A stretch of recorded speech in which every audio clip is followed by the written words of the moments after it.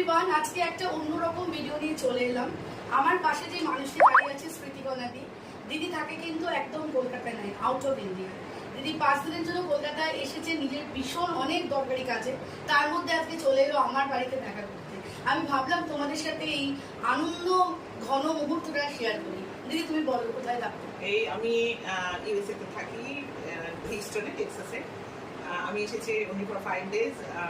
আমার প্রচুর কাজ নিয়ে, তার মধ্যে একটা স্পেশাল কাজ ছিল, সেটাও ছিল আজকেই ছিল, যার জন্য আসতে আমার এত দেরি হলো। বাট আমার ওর কাছে কথা ছিল যে আমি ওর সাথে 2 মিনিট হলেও দেখা করবো। আজকে দেখা করে গেলাম। 5 মাস ধরে ভিডিও কলে দিদি 9 কেজি ওয়েট লস করেছে। আমি 9 কেজি ওয়েট লস করেছি। তো আমি দেখাতে এসেছি যে রোগা হয়েছি আদৌ বা কি, আমার সাথে দেখা করতে এসেছি একটাই কারণে।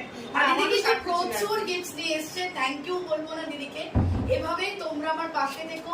সত্যি এটা একটা আনন্দ যে বিদেশ থেকে ক্লায়েন্ট এসে আমার বাড়িতে দেখা করতে এসছে, মানে যথেষ্ট ব্যস্ত।